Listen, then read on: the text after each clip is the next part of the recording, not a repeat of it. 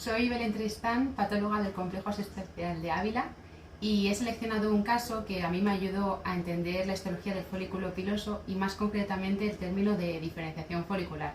Así que espero que ahora pueda ser de ayuda para vosotros.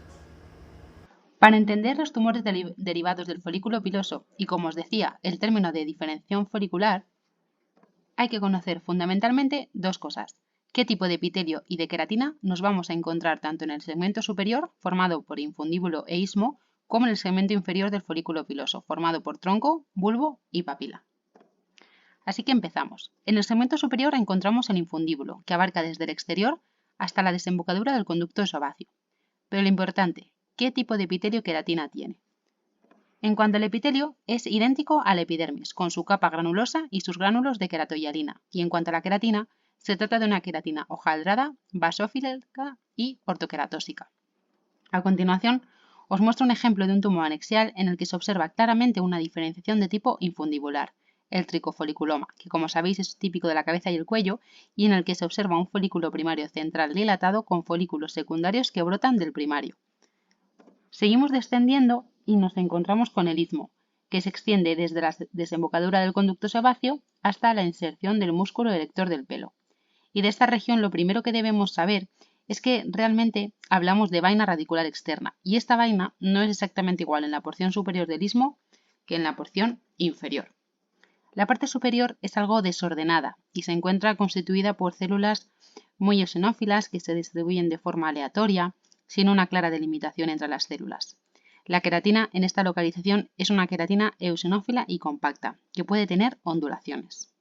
Mientras que la parte inferior o triquilema se encuentra constituida por células pálidas claras Pas positivas, por su gran cantidad de glucógeno, sin puentes intercelulares llamativos y ausencia de capa granular. No busquéis qué tipo de queratina existe en este tramo, porque a esta altura se encuentra la vaina radicular interna que procede de la parte inferior y que no le deja de queratinizarse. A continuación, dos ejemplos de tumores que derivan directamente de estas dos áreas. Por un lado tenemos el acantoma de la vaina externa, más típico de las extremidades, y por el otro lado al tricolemoma, que va a ser un tumor típicamente localizado en cabeza y cuello, en la que se observa la característica empalizada periférica descansando sobre una membrana hialina que nos recuerda a la vaina reticular externa.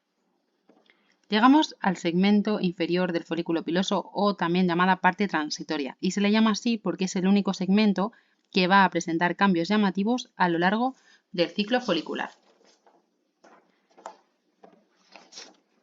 Y si os acordáis, este se subdividía en tronco, bulbo y papila. El tronco es la parte, pues más fácil porque se corresponde, como veis, casi en su totalidad a la vaina radicular externa, ya que la vaina radicular interna a ese nivel se encuentra totalmente queratinizada. El bulbo y la papila, sin embargo, pues tienen algo más de complejidad. En el bulbo encontramos las células matriciales, células inmaduras, muy proliferativas, y por tanto vamos a encontrar pues abundantes figuras mitóticas y apoptosis de células aisladas. Estas células son las responsables de formar tanto el pelo propiamente dicho como la vaina radicular interna. Y a esta vaina se la identifica por la presencia de estos gránulos rojos de tricohialina y esta queratina azul grisácea, antes de su queratinización completa por la fusión de sus tres capas. Aparte, intercalándose entre estas células encontramos melanocitos encargados de dar el color al pelo y la presencia también de células germinativas, que también son células inmaduras que presentan la característica empalizada periférica. Por último, aportando soporte y nutrición, encontraríamos la papila, constituida por fibroblastos, capilares y colágeno. Aquí os dejo algunos ejemplos de tumores en los que se observa la máxima expresión de estas diferenciaciones. El pilomatricoma, con diferenciación germinativa y hacia la vaina reticular interna, y el tricoblastoma, en el que encontramos además diferenciación hacia las papilas. Y bueno, pues llegamos ahora al caso que presento, que os prometo que va a ir mucho más rápido conociendo todo lo anterior. Se presenta el caso de una mujer de 48 años con una lesión nodular en el antebrazo que se extirpa. Lo que observamos, como podéis ver, es una lesión dérmica sin aparente conexión epidérmica y de morfología sólido-quística. Centrándonos en primer lugar en estas áreas quísticas, encontramos áreas con diferenciación claramente infundibular.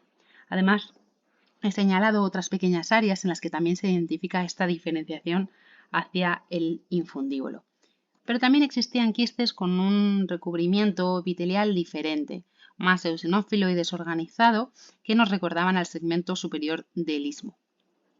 Vamos ahora a centrarnos en las partes más sólidas y aquí nos llaman la atención varias cosas. Lo primero, estos nidos epiteliales de morfología basaloide que nos recuerdan a pequeños bulbos y también la presencia de una diferenciación de tipo germinativo. Por último, encontramos otros nidos en los que vamos a ver áreas en las que vamos a identificar tanto células matriciales como componentes de la vaina reticular interna. En resumen, lo que tenemos es una lesión dérmica sin aparente conexión epidérmica y de morfología sólido-quística, pero además la presencia de una multitud de tipos de diferenciación folicular. ¿Y qué es esto?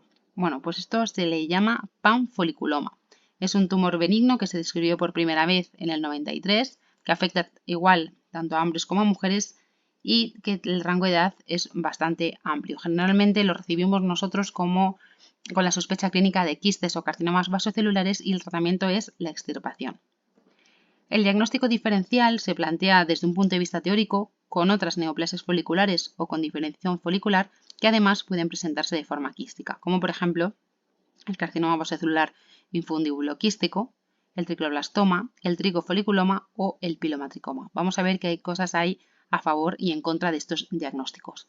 En cuanto al carcinoma vasocelular, bueno, pues el panfoliculoma puede hacer las características áreas de retracción estroma-tumor, pero en contra de este diagnóstico encontramos que aunque está descrito que el carcinoma vasocelular presenta múltiples diferenciaciones, es muy poco común que presente diferenciación folicular hacia el segmento inferior del folículo piloso, es decir, hacia bulbo y papila, y menos aún que haga múltiples diferenciaciones foliculares a la vez.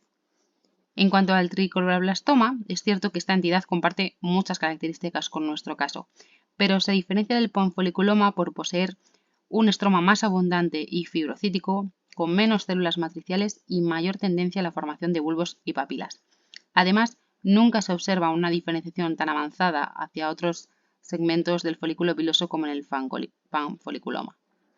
Y por último, las áreas de retracción en el tricoblastoma ocurren entre el estroma tumoral y el estroma adyacente, no entre los nidos epiteliales tumorales y el estroma. Tenemos también al tricofoliculoma. Para muchos autores suele estar dentro del espectro del panfoliculoma. La principal diferencia es la presencia de folículos pilosos bien desarrollados, a veces incluso con presencia de nuevos tallos pilosos neoformados en su interior. Y por último tendríamos al pilomatricoma, que tiene más células matriciales y en cambio el panfoliculoma tiene más células germinativas. Para terminar, os dejo la bibliografía consultada y espero que os haya gustado el caso.